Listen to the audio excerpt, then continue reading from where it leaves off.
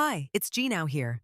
Imagine a creature that can snap a wolf's neck with its bare hands, take the full force charge of a massive wild bull, and survive the brutal cold of a freezing winter where even blood freezes in an instant.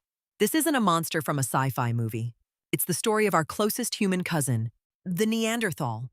An average male of this species, let's call him Korg, never set foot in a gym in his life. Yet he could effortlessly lift 200 kilograms.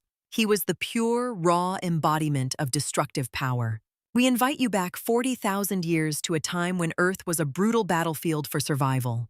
Today, we're going to forget the clumsy, cartoonish cavemen. If they were alive today, they might dominate the UFC octagon and sweep gold medals in every Olympic event. Or perhaps we might be living as their servants. We're going to uncover the truth about the most powerful supermen in human history. Usually, when we think of a Neanderthal, we picture a stupid savage stumbling around with a club.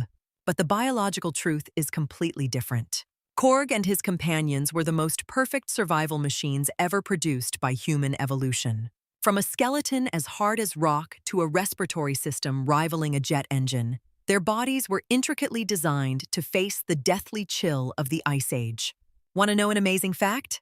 Right now, their DNA is flowing through your veins. Unless you are of pure African descent, it's highly likely you've inherited about 1% to 4% of these supermen's genes. So why did such a perfect species yield their place to weak beings like us and disappear? We begin the story of their blood and fire-stained lives and physical secrets right now. When we look at a Neanderthal skeleton, the first thing that stands out isn't their height, but their density. Their bones were twice as thick and dense as modern humans. In other words, Korg's skeleton was essentially a natural, shock-absorbing suit of armor. Their massive knee and shoulder joints, in particular, could withstand intense twisting and pressure that would instantly tear the ligaments of a modern human. Their daily calorie expenditure is beyond imagination. It approached a staggering 4,500 to 7,000 calories. That's much more than a modern professional bodybuilder eats during a bulking phase.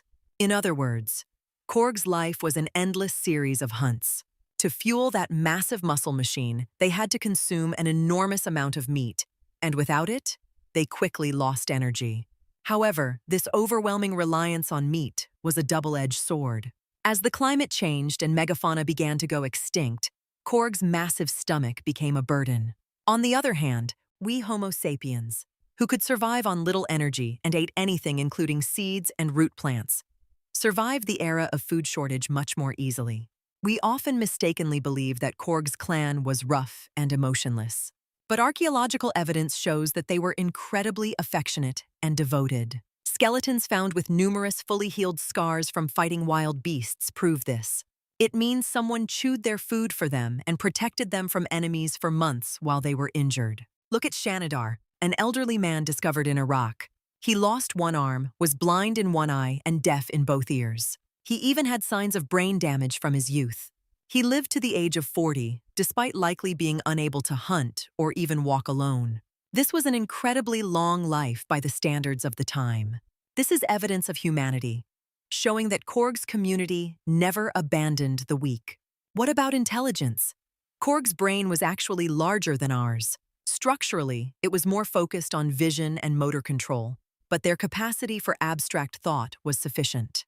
They made ornaments out of eagle claws and painted their bodies with mineral powder. They even held religious ceremonies, respectfully burying their dead with flowers. If they were so smart, why couldn't they build a glorious civilization? The answer lies in the size of their groups. Korg lived isolated in very small units. It was hard for knowledge to spread. Homo sapiens, on the other hand, formed vast social networks to share and accumulate experiences. Our victory came not from muscles, but from the power of connection.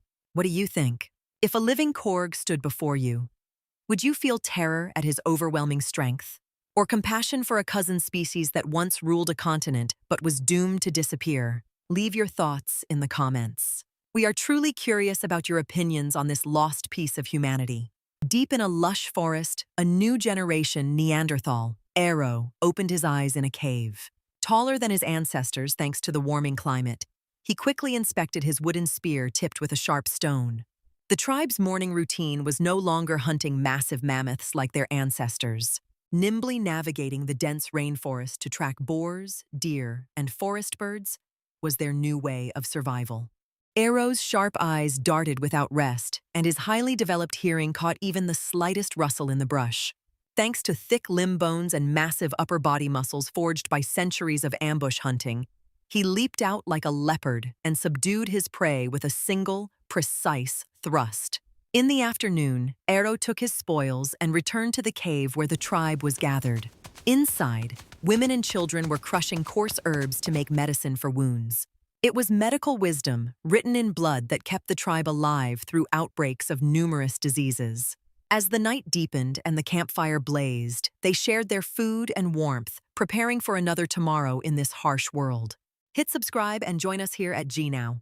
We'll keep watching the future unfold together. See you in the next video.